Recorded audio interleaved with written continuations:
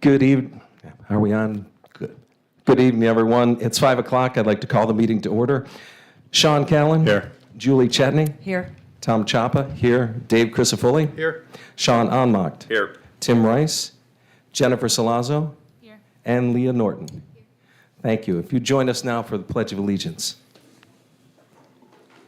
I pledge allegiance to the flag of the United States of America and to the republic for which it stands, one nation, under God, indivisible, with liberty and justice for all.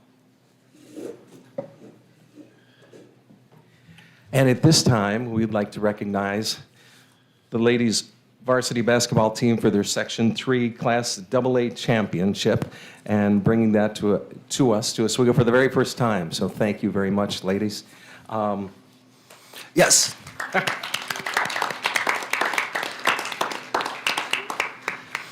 Just before we do that, something really quick. Tonight we recognize you. We recognize the Oswego High School girls basketball team, the New York State Public High School Athletic Association Section 3 Class AA champions.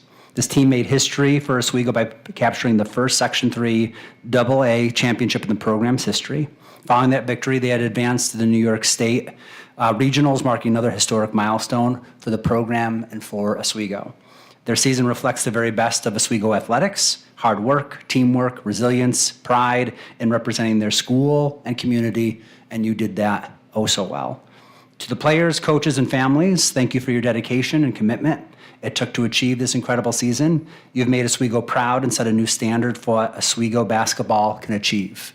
I don't know how much you really think about it, but we're kind of out of firsts in a lot of ways when you think about so many pieces. So to have that, you will forever in Oswego history be the first. And of course, I have to say it for the Bond girls, for the three of you to do that as siblings together, that's pretty special. So as a dad hat on, that's a whole new level of special too. So I hope you all really understand how special that is for all of you to experience that, but also how special it was for us to kind of watch and be a part of that with you. So congratulations and thank you. I'm gonna go up. You're good to announce, yeah?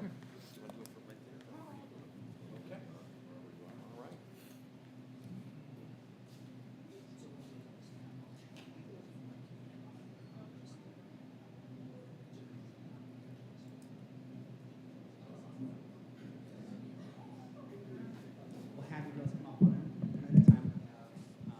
We have certificates for each of you, and then if you don't mind, we do a quick picture. Right. That's okay. Why are you laughing? Ready? Devin Bond.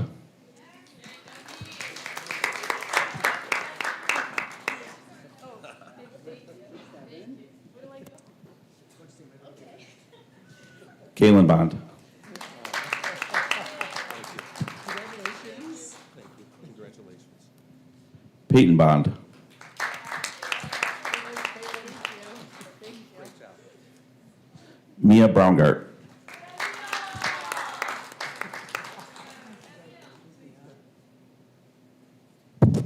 Olivia Garofalo. Thank you. Abby Drew.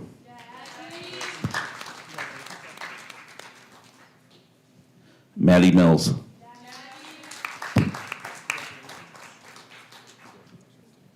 Abby Onmacht.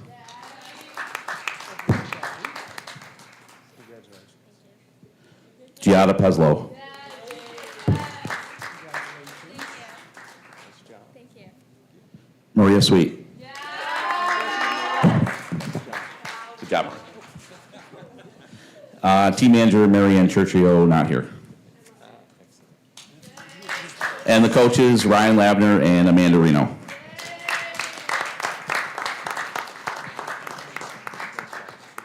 Job left. Job, Reno. Okay, get in nice and tight so we can like each other. No, I don't.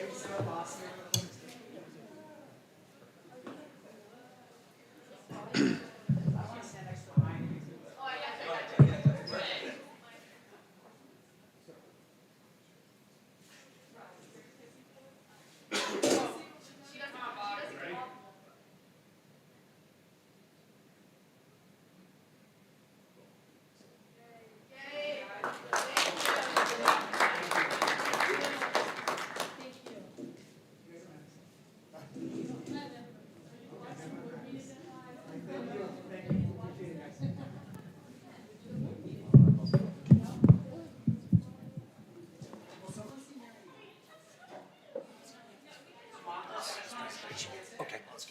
Great, okay. Two.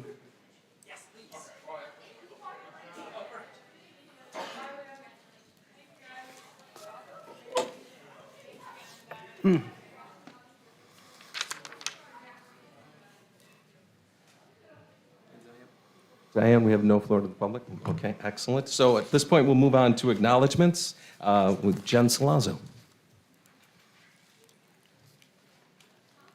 Okay, Charles E. Riley.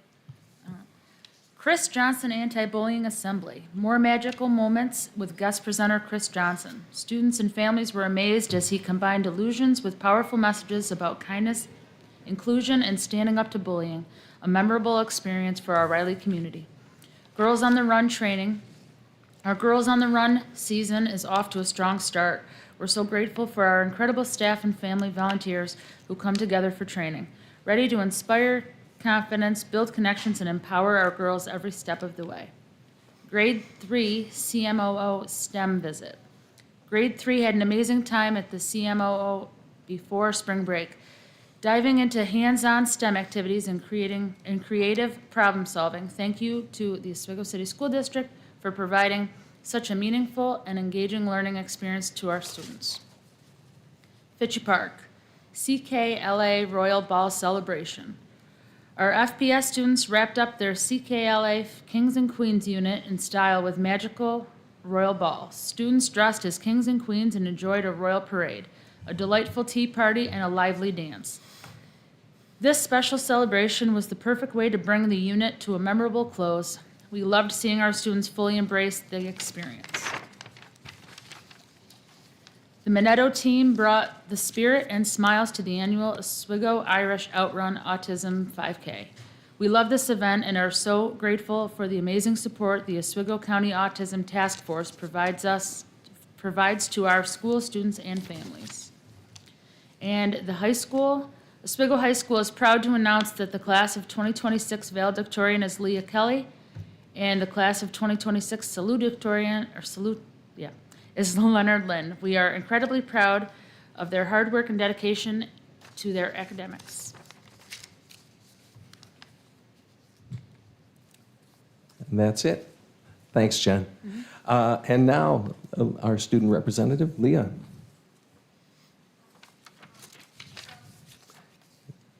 So the seniors, before break, the Thursday before break, we had our senior breakfast, which was really fun. It was a great experience. A hypnotist came and hypnotized a bunch of kids, and then the food was really good. It was just great. We got our senior letters back that we wrote to ourselves freshman and sophomore year, which those were interesting. And then the student council is planning another student council district-wide thing. We're making summer bags for the same students that get the blessings in a backpack. And we're gonna put sunglasses in there, sunscreen, maybe some beach balls, and some summer essentials they might need. So that'll be really fun. And then the middle school is doing The Little Mermaid this weekend, so everyone should try to go and support them. And good luck to all student athletes. The spring sports season is starting, so good luck to them. And yeah, that's it. Thank you. Excellent. Thank you, Leah. Just real quick. Leah, the Student Council has really done an extraordinary job this year of looking for ways to kind of branch out in ways that it hasn't in the last couple of years. And so when Leah talks about the student councils, The high school student council is reaching out and connecting with student councils at all of our buildings. So the way that these students have looked for ways to connect the community, to serve the community, I think is just really awesome, and appreciate the leadership that's come out of the high school student council to make that happen. So I just wanted to give a shout out, so thanks. Excellent. And now we'll move on to the superintendent's report, the proposed budget presentation.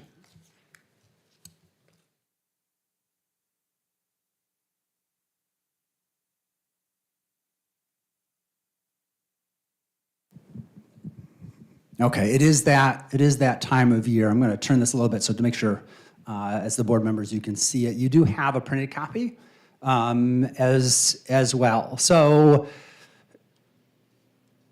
everything that we do in Oswego is grounded in our mission, vision, and core values. And the budget should really be the fiscal representation of that mission, vision, and core values, right? And so every time that we take action, as we look to our current and our future, these should be kind of our guiding principles. And so that is absolutely the case in designing the budget. Our guidelines have been very similar since we started this process a couple of years ago. Implementation of rigorous, engaging, equitable, authentic curriculum, instruction, assessments, and resources, maintaining excellence while supporting responsive and relevant course offerings, providing experience, both curricular and extracurricular, that support the varied interests and abilities of the whole child, and supporting the diverse academic, social, emotional, and mental health needs of all of our students. We also need to make sure that we are balancing the investment in education with the sensitivity to limited community resources by balancing community expectations for services and programs with the need to be cognizant of changes in property values, income levels, new state and federal tax laws, the fluctuating economic landscape, both at the local, state, and of course the national level, engaging in thoughtful short and long-term financial planning, and I am going to talk a little bit about that.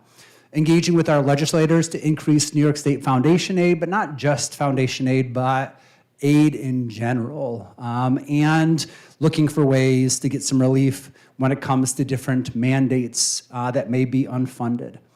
Recruiting, hiring, and retaining diverse employees of the highest caliber, and then of course seeking cost efficiencies to further mitigate the financial impact of underfunded and unfunded mandates. So a school budget timeline. So on June 30th of every school year, we close out one school budget and we get ready to open the next. January, Governor presents the executive budget to the legislature. State aid runs are available as soon as we get that on the executive budget. We've talked about that a couple of times.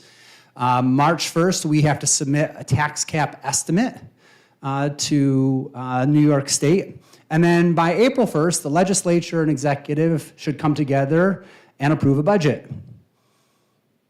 Hasn't happened yet.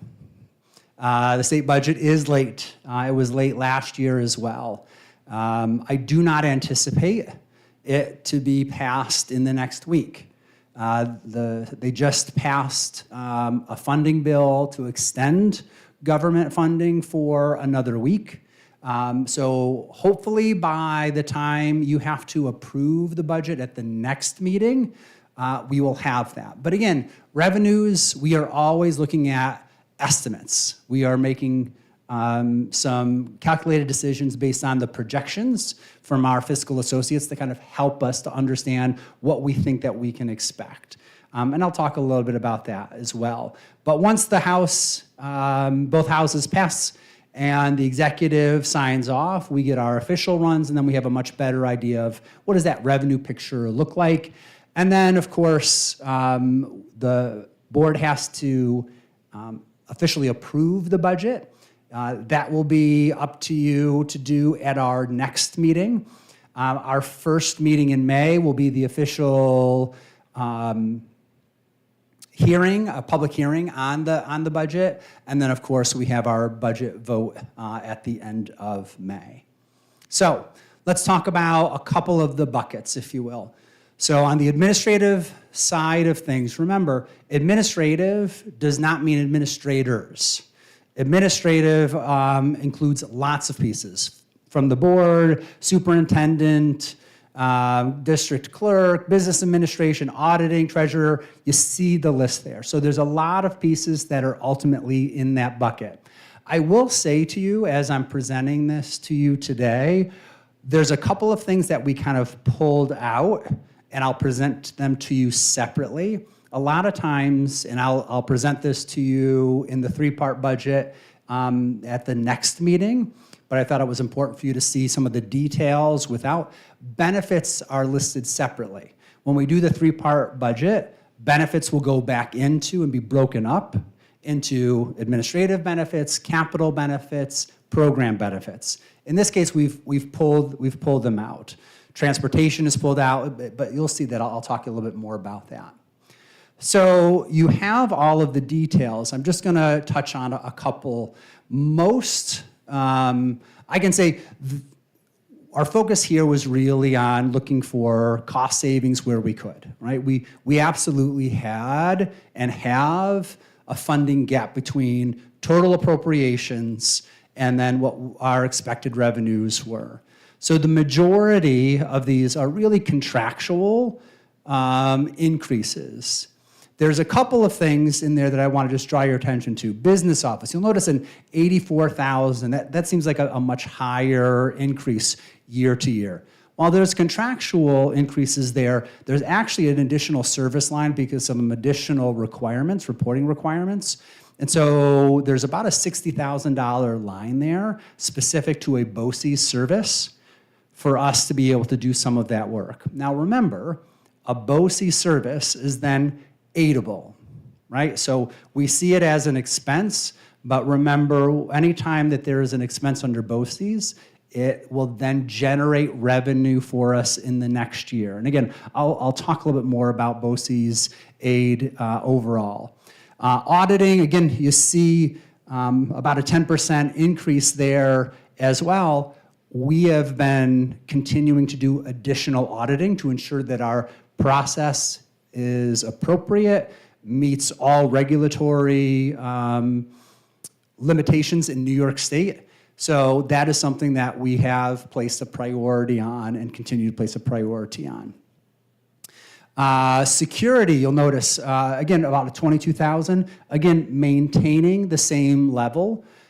As you will remember, we did increase the number of SROs last year. We do have 3 SROs that are shared amongst the 5 elementary schools.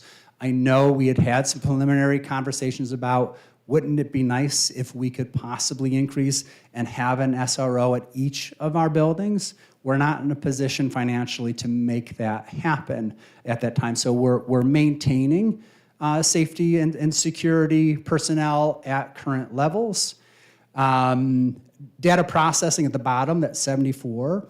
Those are fees directly related to the RIC, CNY RIC, if you hear it referred to. That's actually out of the OCM BOCES. All districts use the RIC Regional Information Center for a lot of their technology needs. So again, this is directly related to BOCES services that are necessary, required, but again, aidable in that process as well. The BOCES admin, you'll see there, that's the admin portion of their budget. So we are a part of the city BOCES, the Oswego County BOCES. They set their administrative budget, and each district pays a proportion of that administrative budget in order to maintain their services for our students and our community. So that is not something that is ultimately set by us. You'll notice a couple of decreases in curriculum development, supervision, and special programs. That's really associated with a couple of things. We moved some funding sources or some items into grants. We actually removed a position that was originally under curriculum and development, and I'll come back to that in a moment just to remind you all of that as well. And then the others are kind of typical increases, contractual increases. program budget categories. So this is student first, right? Student centered. This is the largest portion of our budget is program. So teachers, those involved, paraprofessionals connected to students. And so when you're looking here, again, these are primarily contractual increases, right? We're not expanding anything here. Family Consumer Science, you will see an increase. It looks a little bit larger when you look at proportionality. And that's actually a positive thing because we're serving more students, right? Family Consumer Sciences is the type of program that actually is supply driven. In order to provide a program like that, we have to fund it appropriately. And so that's really directed to providing students with what they need in that type of program. Programs with students with disabilities, again, we have a contractual increase, occupational education, a slight decrease. Computer-assisted instruction, you see a pretty big increase. This is a 1-year increase. This is, again, another BOCES service. This is directly related to expanding opportunity for our students. This is a partnership with BOCES, Cayuga Community College. It's a way for students to access pathways that they may not have accessible here in Oswego. And so what it does is it provides additional pathways and opportunities for students to take courses with, in many cases, college professors that we would not be able to offer here. And so this is an excellent opportunity for our secondary students. And that's why you see that. Some of that is actual equipment related because of some of the additional lab components that we'll need in order to provide them the opportunity to connect with those instructors. And then on the inter-school athletics, you'll see that increase. That's related to transportation increases. That's related to increases in officials' fees. It's also related to last year, we had to start paying ICE fees to Oswego City. And so that was new for the district. And so this is to kind of address and make sure that's in the line. But it's something that we have done in the past, but it wasn't an expense for us previously, but it is an expense that we have to address. And then the capital budget, capital is the physical plant of our district, right? It's keeping our buildings up, our grounds. So it's all the individuals and items that keep that going. So salaries, contractual increases. Notice contractual, almost a $500,000 increase. Any guesses as to what that is? Gas, electric, utilities. We are expecting and projecting significant increases, right? So that's why you see that line there as well. On equipment, you see a $30,000. We are asking, we did put in to the budget for your consideration a slight increase in equipment for this year, and that's directly related to snow removal equipment. As you know, we're doing a lot of capital work, and some of that is some significant amount of concrete work, both at Layton and of course here at the high school as well. And so some updated equipment I think will maintain our work that we've done for a longer period of time. And so that's why that is earmarked where you see that. So total appropriations. So these are the kind of the projected appropriations compared from last year to this year. Okay, so program, you have about a $1.1 million increase budget year to budget year. Administration, about a $400,000 increase budget year to budget year. Capital, about $665,000 budget year to budget year. Remember, almost $500,000 of that is our projected increase in utilities. Transportation, $370,000 increase budget year to budget year, and that's primarily contractual increases for our drivers, assistants, and staff. Benefits, $1.6 million. So Benefits, again, pulled out. These are benefits total for the district. $1.6 million increase budget year to budget year. A reminder, Oswego City School District is a self-insured entity. What does that mean? It means we're not buying insurance from, say, someone like Excellus, Blue Cross Blue Shield. When insurance claims come in, they come into the district, right? We do have a third party that administers and we pay, but that is something that some districts do as a cost savings. For instance, Fulton City School District, similar.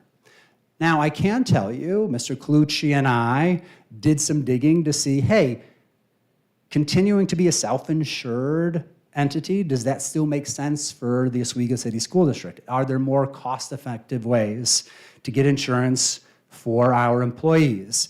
And based on the information we collected last year, we're still in the best position that we can be in providing our benefits at the most cost-effective way. But that's something that we should be doing on a regular basis to make sure we're as fiscally responsible as possible. And then debt service, you'll see almost about at $900,000.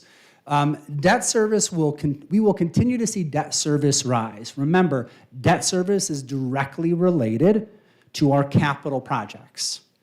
When we do a capital project, we borrow. When we do the work, it also generates aid to offset that debt service change, right? And I'll come back to that and talk a little bit more about that relationship to make sure people understand that. But that is something that we do expect, but then building aid offsets that amount for us. So budget year to budget year, $116.7 million to $121.8. So it's about a $5 million difference budget year to budget year. Now, one of the things that you might ask is, well, Ray, that's a significant increase budget year to budget year. What has the cabinet done to try to bring that number down? That number includes over $1.3 million in cuts that we've already identified. So what are in those cuts? We cut 2 teaching positions directly related to enrollment. Okay, we did not have the enrollment to sustain the number of staffing in one area. There are 18 additional positions district-wide that are being reduced due to attrition, meaning there are retirements or resignations and they're not being filled. Okay? We eliminated the Director of Accountability and Improvement. As you remember, Jeff Gordon was with us for a year, December to December. Sean Morgan transferred and shifted over to the Executive Director of Personnel. He was in that position. We decided to take those responsibilities, divvy them up amongst the executive team. We did create the Director of Counseling and Student Support. However, that is grant funded, so it's not funded out of the general budget. So that is another reduction when you're talking about our budget. And then we also are very focused on how are we using BOCE services to generate additional revenue. I did a little research. In 21-22 school year, we generate approximately $4.5 million in BOCE's aid. Right? So when we get our aid reports, one of the things that they provide us very clearly is BOCE's aid. This year, we're projected to be over $8 million in BOCE's aid. So what does that mean? It means that we're trying to leverage the use of BOCE's in as many ways as that we can in the hopes that we're able to generate additional revenue to make sure we're most fiscally responsible with our local budget, right? We're able to serve many students, provide many resources for our students. They have incredible programs. They're expanding more every day. But also our participation with BOCE's, both city BOCE's and the OCM CNY RIC, provide that additional revenue for us as well. So let's kind of go back to revenue. We talked about this earlier on in the year. So 1, pilots are stagnant.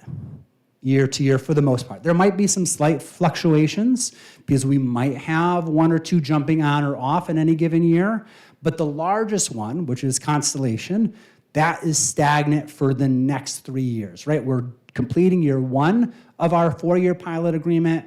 Next year will be year 2, and then we'll negotiate another pilot agreement at the conclusion of this 4-year. Okay? Foundation aid, we've talked a lot about that. The executive budget showed a 1%. And if we go back to my original presentation on revenue, it showed a $42.4 million increase. We are very confident that we will settle on minimum of 2%. And so that's what I'm showing there. That shows a 2% increase budget year to budget year in foundation aid. Okay? The executive branch has indicated that they are agreeable to both what I talked a little bit about at our last meeting, at both the Assembly and Senate's versions of their budget bills, which had them at 2%.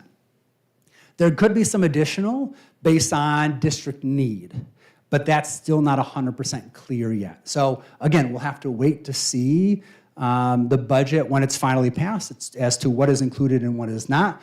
But I think we're very comfortable in that 2% realm. Building aid, we did see an increase in building aid from the original projections. So we're talking about almost $6 million there. Other aid, that $13 million, BOCES aid is within that, but other aid, high cost aid, there's a number of aids in there. Again, that's about 13.6. Other revenues, interest on accounts, that kind of gives you an idea of that 1.8.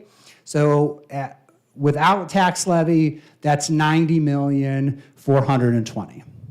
So tax levy, I remember we talked about this last time and I joked, if you ever wanted to sit and go through the formula with Mr. Clucci, he would be happy to do so. There's lots of pieces to it. We will be submitting the final tax cap calculation to the state. It is a requirement. We have to provide it to our community, to you all, so it's very, very clear.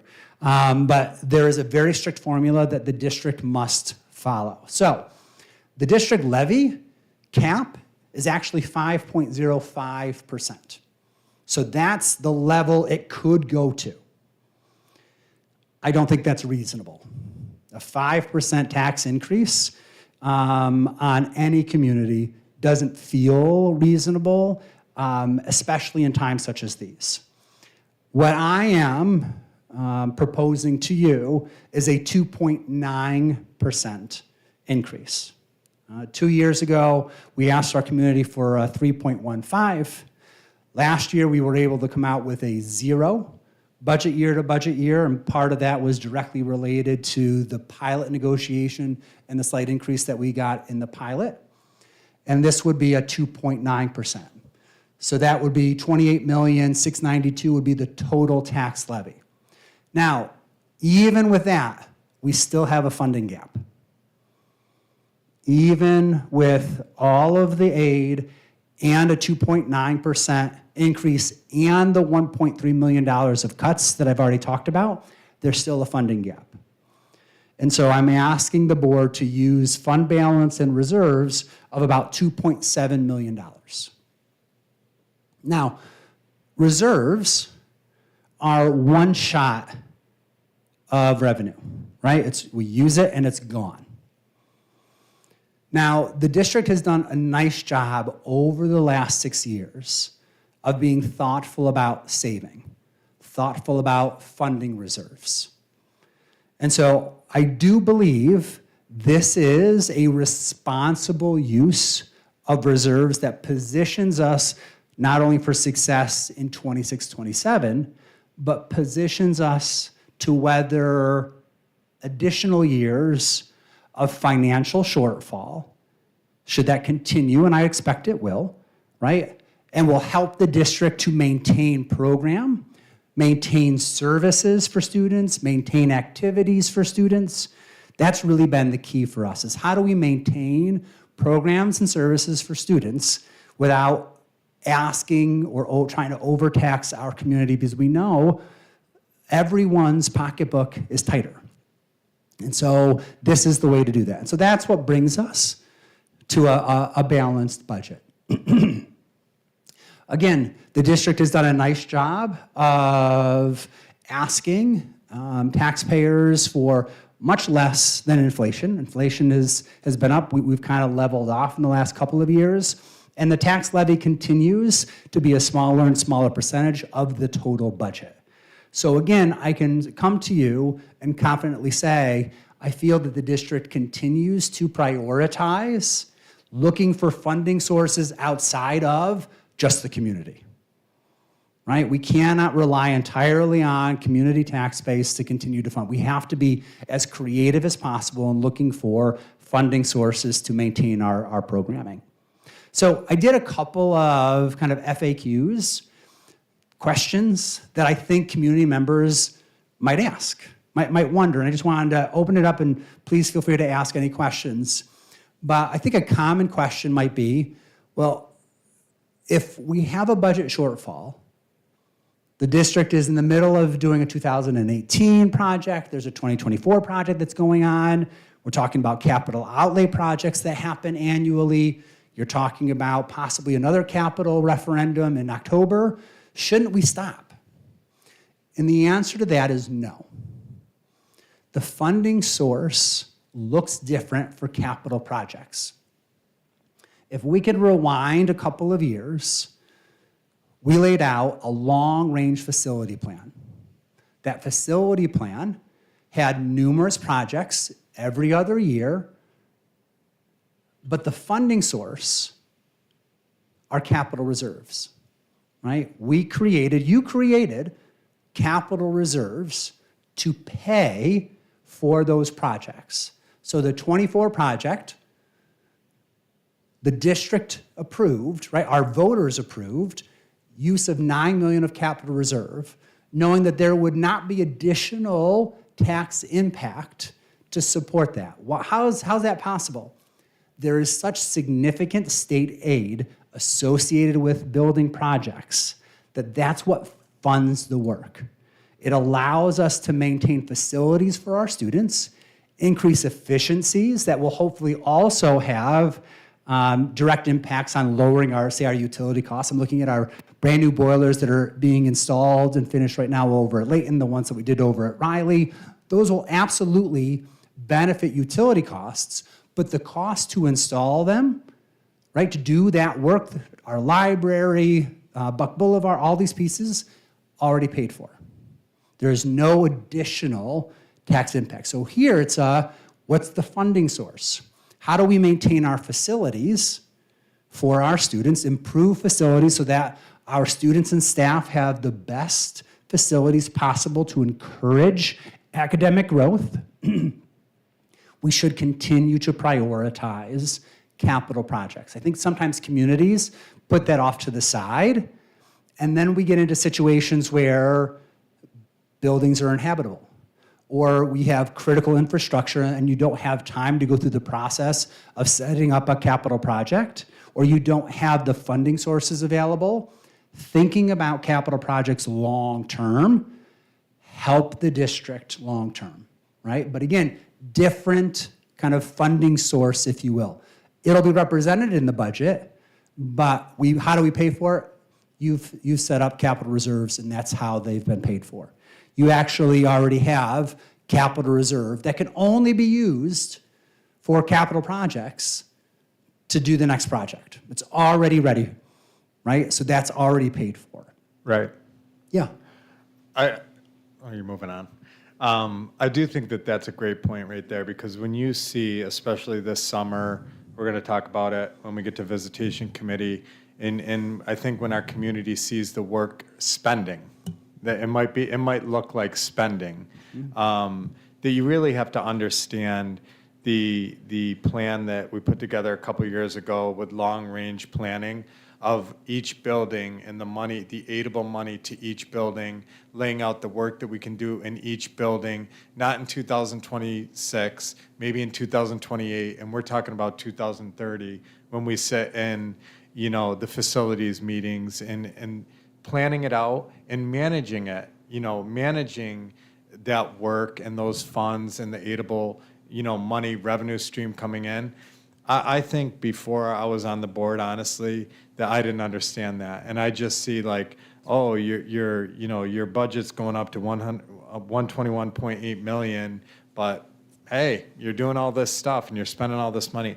It just doesn't work like that. So I really think that that's a key point, especially as our Oswego community continues to see this summer, this spring, the middle school, I'll talk about that, but just we're going to continue to do this work to leverage the money that we can get from state aid in that. I mean, it's a big point. Yeah.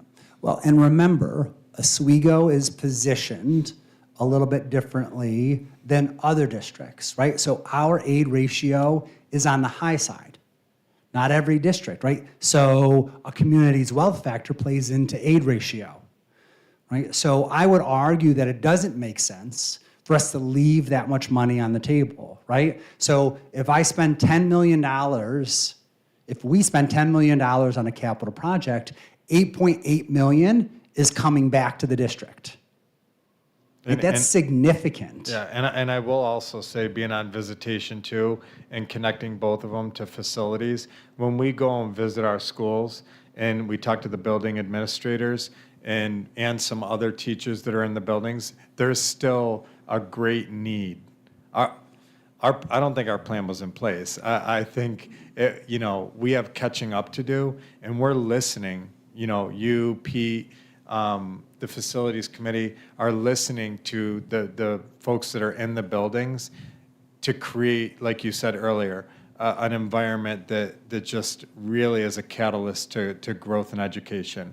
We need to continue to do this work. I mean, there's a lot of work still to be done. Sure. And we heard it when we were at the middle school a couple weeks ago. Yeah. Well, and so the building condition survey, we're coming up on its final year where we need to do it again. The building condition survey identified almost $200 million worth of necessary work. That's not even improving instructional spaces. That's just general infrastructure work that needs to be done district-wide.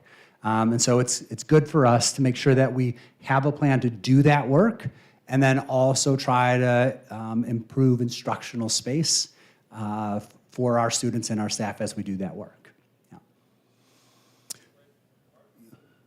Should they take a break from doing the capital projects? The stuff has to be done eventually.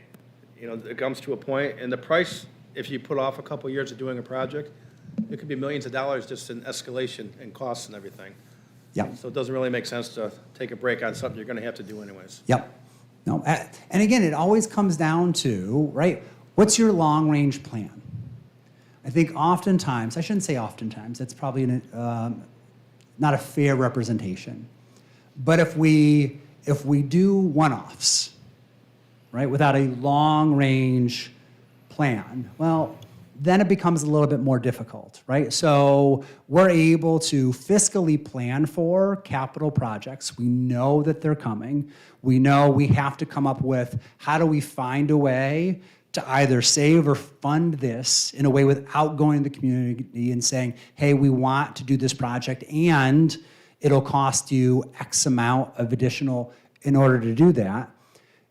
The process that the board has engaged in is a long-range plan that has funding at the forefront, right? So you have plenty of time to be considering how are we making adjustments in order to make sure we can continue to do this work. And I think that's an essential piece of that as well. Should the district use more reserves to balance the budget? The board could say, yes, Ray, I want you to use more reserves in this. I think the most important thing when we're talking about use of reserves is we're thinking about use of reserves in year 1 through year 5. And is it sustainable for many years, right? I am assuming that we are going to face some fiscal shortfall from the state in the next few years. I don't know that for sure, but I would like the board to position the district to weather any of those what-ifs, right? There's so many things that are happening in this world that can have a dramatic impact on the economy and that can shift things dramatically for us.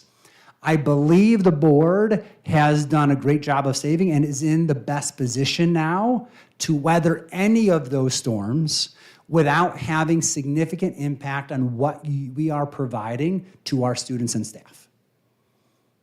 And again, I think that's one of the most important pieces. We're constantly looking for how do we maintain program as fiscally prudently as possible. And I think this does an excellent job of doing that. Now, some long-range budget considerations for us. In the executive budget, and I know I mentioned this a couple of months ago, the governor came out and said she wants all 4-year-olds to have access to full day UPK by 28-29, right? They did increase some funding to help offset that, but it's not going to cover all of the costs. So we have this in the back of our mind in funding. How is that funding going to look for 28-29? Additionally, zero-emission buses are still a topic. That deadline is coming, is looming.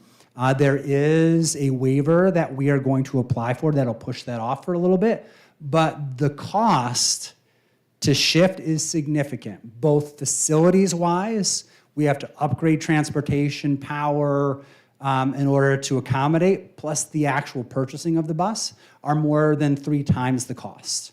Now, I can say today, State Senator Chris Ryan proposed 2 new bills. One bill is to actually delay implementation for 5 years. The other is something that I've been talking about for the past couple. It deals directly with districts that are within what they call as the plume of nuclear plants. So in Oswego County, there are 2. It's Mexico and Oswego.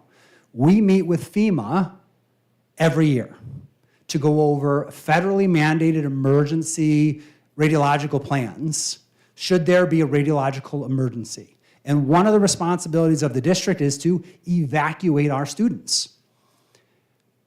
We evacuate our students to the New York State Fairgrounds. We have enough buses to evacuate about 50% of our students in one trip. If we have EV buses, they will only make one trip.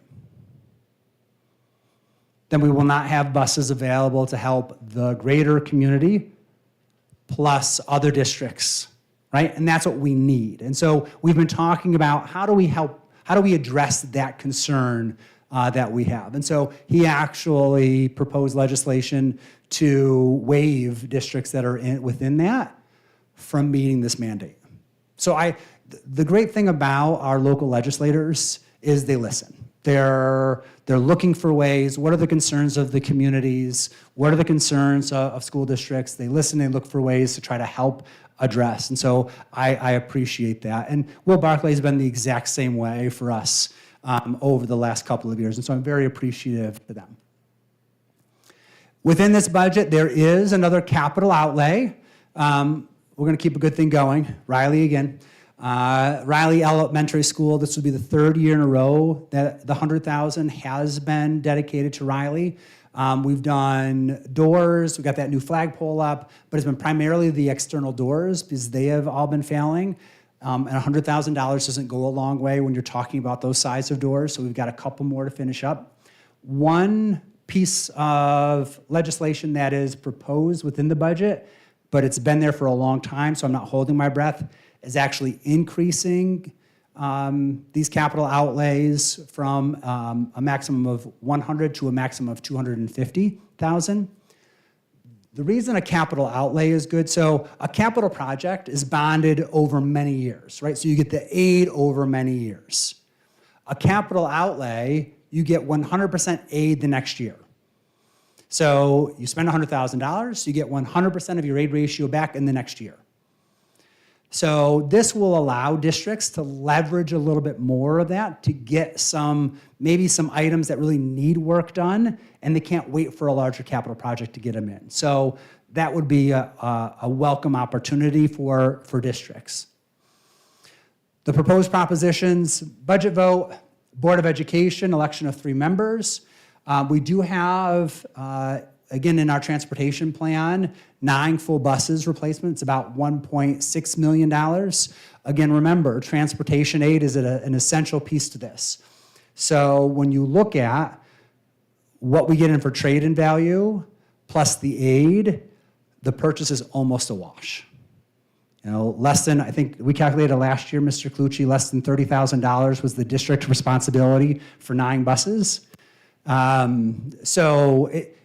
This actually helps to keep costs down when you're talking about maintenance costs for our transportation fleet. So it's actually in our interest to maximize that aid, keep those buses being replaced, and we're not spending nearly the amount of money, which is not aidable, for maintenance and upkeep. So dates, April 21st, our next meeting. That is where I will present again, full budget. I'll also present it in 3 parts, as I did last year. That's the meeting where we would need you to approve a budget for the district that would then go to the voters on May 19th. May 5th will be our public budget hearing. Again, that'll be a hearing where we will listen to our community, address any questions or concerns that they might have about that proposed budget, and then again, budget vote, board election on May 19th. Questions from the board? I talked a long time, sorry. I had one question, Ray, regarding delivery services for our energy, and the next increase, was that considered in, that's coming in 2027? Yeah, so we're also part of a consortium when we're talking about energy prices, so that helps us to stabilize. So there are a number of districts. Again, Mr. Clucci, is that through OCM BOCES or City BOCES?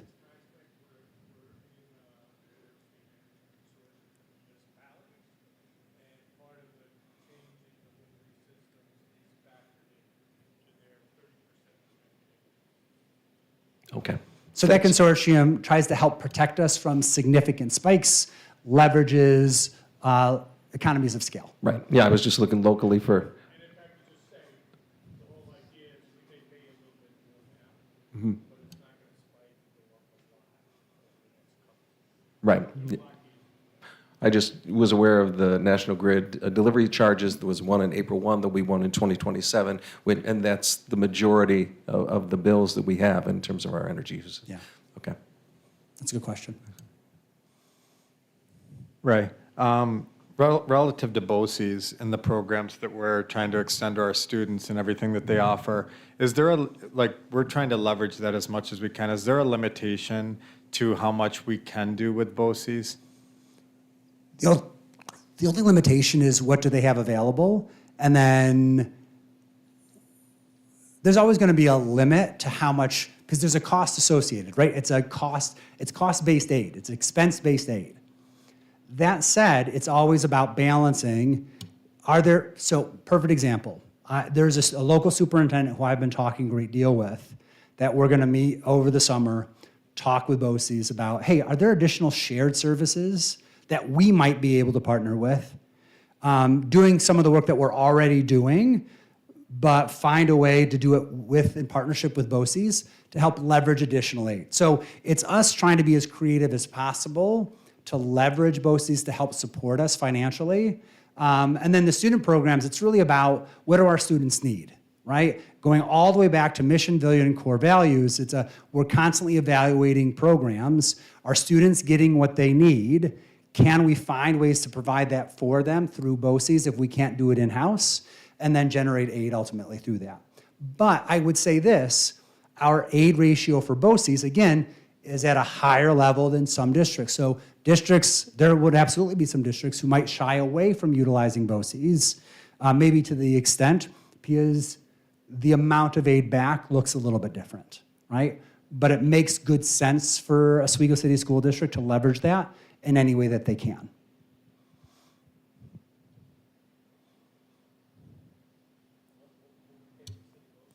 That's based on our attendance? So BOCES Enrollment. costs, so the administrative portion, that's set. So as a component, that's set. And so we all have in our WADA, kind of it's based on enrollment. and that's your contribution to the general BOCES. Then cost of use of services might be specific to type of service that you're participating with and or types of courses or classes or programs your students are involved in. So a CTE course looks different than P-Tech, then looks different than special services, right? So it's all program specific, and then it's based on the seat that we have filled. Did I answer your question? Okay. Right. It's only $30,000, but you mentioned a little bit of an increase on the equipment, snow removal, things like Yep. this. Similar to a long-range plan, do we have a plan with our equipment throughout the school district where we're renewing that, updating it, so that we don't have things breaking down and everything? I mean, is that all planned out year over year? So we don't have a long-range plan for that. That is something that when Pete arrived early on, he was doing a lot of work and looking at a leasing option, wondering, hey, would it make more sense financially for us to start leasing so we don't have these maintenance costs, so we can stabilize these costs over the long term? After doing a lot of work, he found that wasn't going to work for us. When I first arrived, we had a large truck that had totally failed because it had not been updated in years. So we're trying to get to the point where we're being much more thoughtful and directed about what's the long-range replacement plan, so we don't get to oh, this is broken, now what are we gonna do? Right? Similar to transportation, because we're also trying to minimize maintenance costs associated with it as well. When you were talking about the buses and the requirements to go to the zero emissions, Yeah. and some of the advocacy and work that you're doing behind the scenes to possibly we may be exempt from this, what is happening now, or is it going to be happening soon? Some of those same conversations, how we're going to implement the requirement of having the UPK program in a very short time. So we've already started talking about it internally. I've even had some conversations with some third parties that would service within this area, because one of the questions that we will have to grapple with as a district and as a board as to what is that going to look like, because there's a couple of different ways we can roll that out. Each one of them has pluses and minuses. Each one of them has different financial implications. And so we really need to talk long and hard about that. And we need to start really moving by the 27, 28. We're not going to wait for 28, 29. We're going to start moving in the next budget year to how do we expand full day and continue to look for other partnerships to help us in that.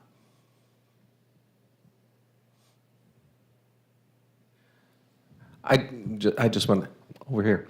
I just wanted to say, I think this puts us in a pretty good place, and I think I've talked to other districts around, and the number of cuts that a lot of had to make, and I'm sure some people saw the article about Liverpool this morning, which was pretty significant. And we're in a pretty good place. If you look at our aid, though, in the last 4 or 5 years, we've been sitting and been able to do that because we've had a great increase in aid. And I think we have to be mindful moving forward to be as efficient as we possibly can, because that is going to start, that's pretty much capped out. So we're going to be dependent upon the aid, the majority of the aid coming from the state, which was probably going to be not nearly as significant. So The jumps aren't going to be the same that they were for the last 5 years. Correct. Exactly. So it's put us in a good place, and I think the last boards and what you've done in terms of long-term planning has been wonderful. And I think also with previous boards in terms of filling our reserves to have that money accessible to us now and saving it has been great. But we just need to be mindful as we move forward that the challenges that we still may have coming ahead. So Yeah. thank you for this, though. Yeah, you bet. Any other questions?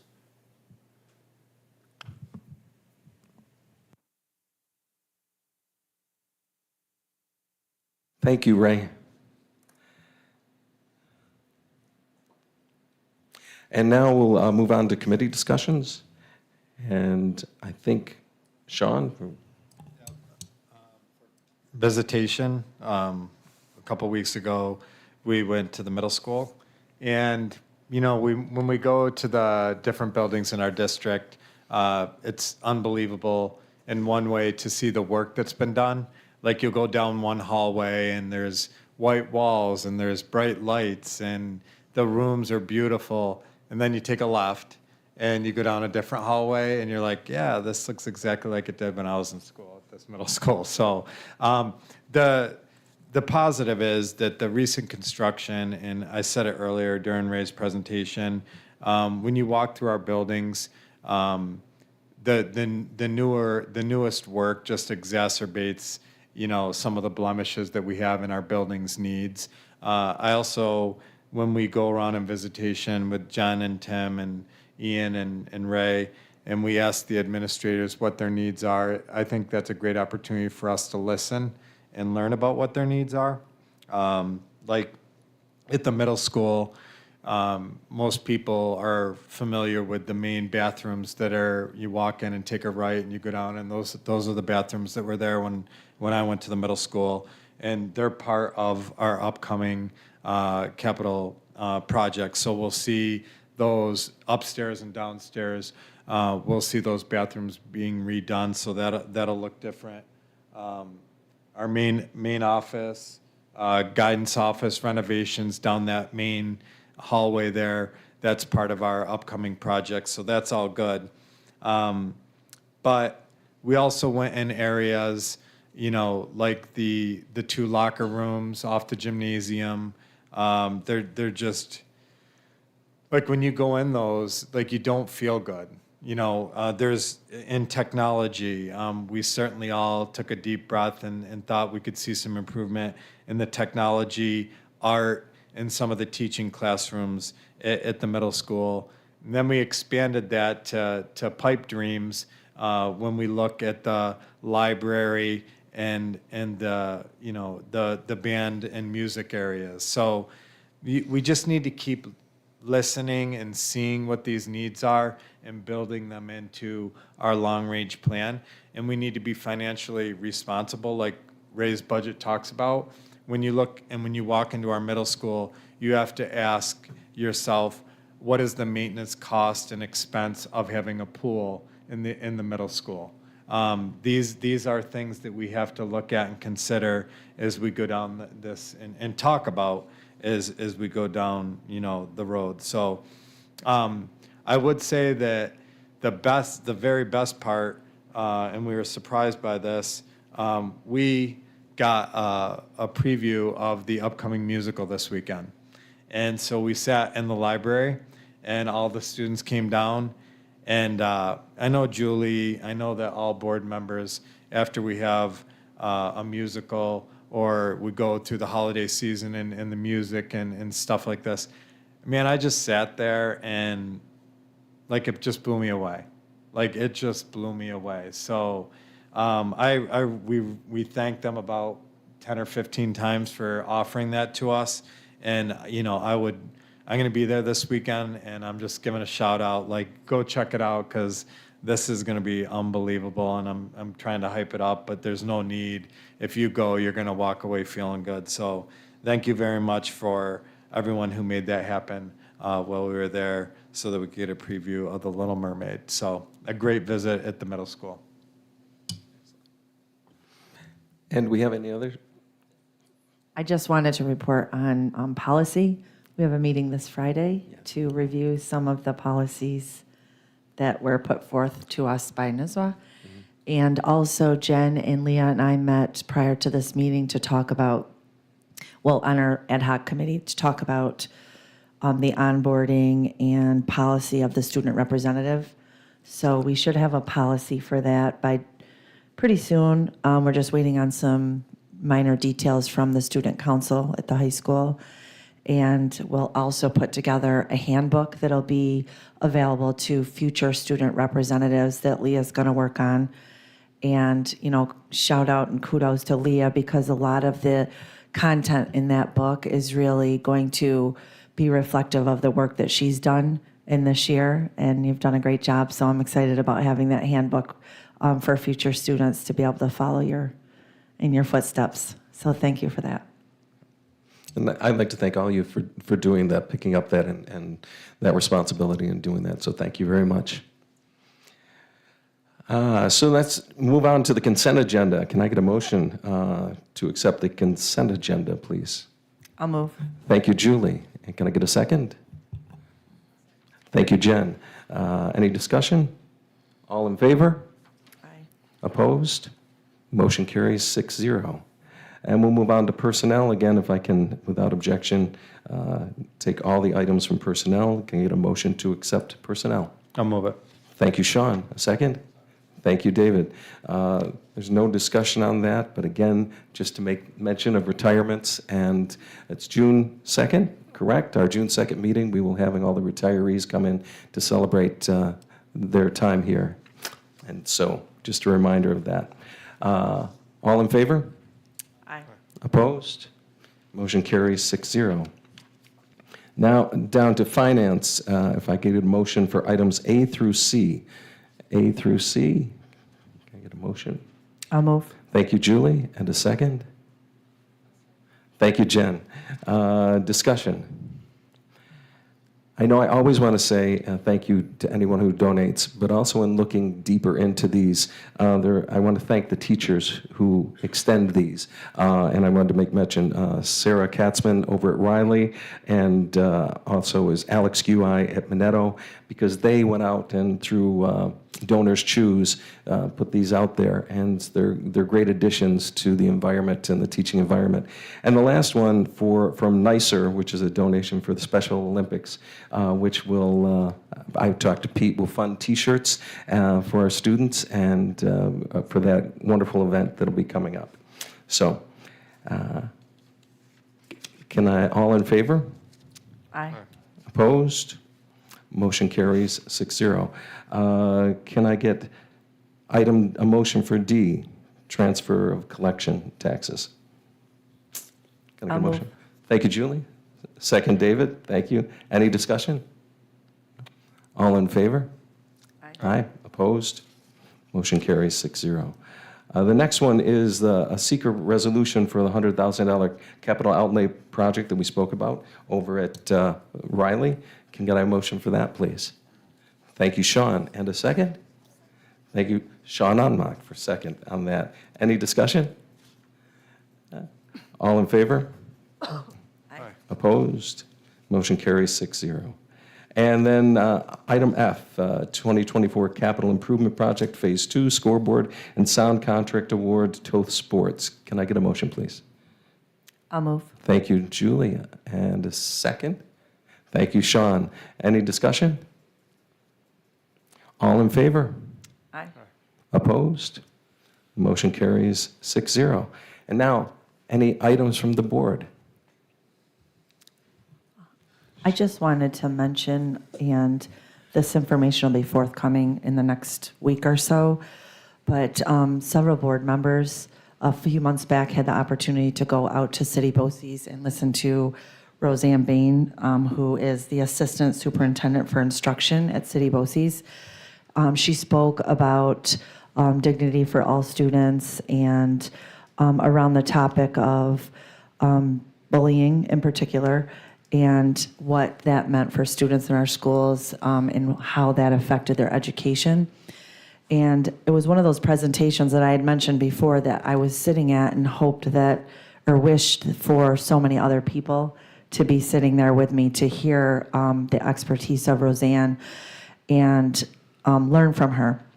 So out of that, as a district, we will be hosting an evening on April 27th at 6 o'clock right here in the cafeteria. And she will be here to speak on New York State Dignity for All Student Act. And as a trainer, she will really kind of give us a small capsule of what we saw that night.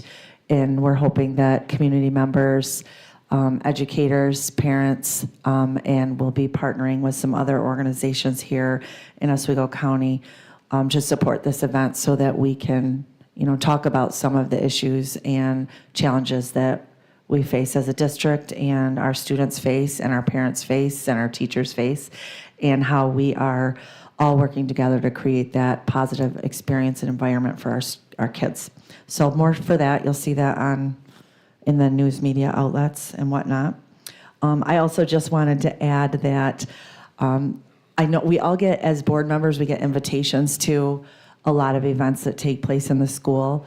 And sometimes we don't get invitations, so I wanted to give a shout out to, I know everybody gets super busy, but please invite us because I, for one, love to come to some of the events. And I happen to be participating on Friday at the Fitchie Park School Career Day. So I'm really looking forward to that. Are you as well? I wanted to attend. I wasn't participating, but I wanted to Okay, attend, maybe we could yes. get you on the docket for next year. I'll put a plug in. Thanks. But I'm very excited to be part of that. So again, love to hear what's going on in the schools and love to participate when I'm able. Thanks. Thank you, Julie. And thank you for picking up the ball and, again, running with that for the DASA presentation. That's awesome. Sean? Varsity and JV sports are starting. Games will be starting this week, home and away. The Family ID is open for modified sports. The coaches' meeting is Monday night at 5 at the middle school, and tryouts for all modified spring sports start on Wednesday. And I want to congratulate Leah for winning a scholarship from the Oswego Music Hall of Fame last Sunday at Curtis Manor. Excellent. Excellent. Anything else? Anyone else? No? All right. There is a need for executive session. It is pertaining to the medical, financial, credit, or employment history of a particular person or corporation, or matters leading to the appointment, employment, promotion, demotion, discipline, suspension, dismissal, or removal of a particular person or corporation. So can I get a motion to move to executive session? Thank you, Sean. And a second? David, thank you. All in favor? Aye. Opposed? 6-0. And there will not be a need for a vote. Correct. Excellent. Thank you, everybody.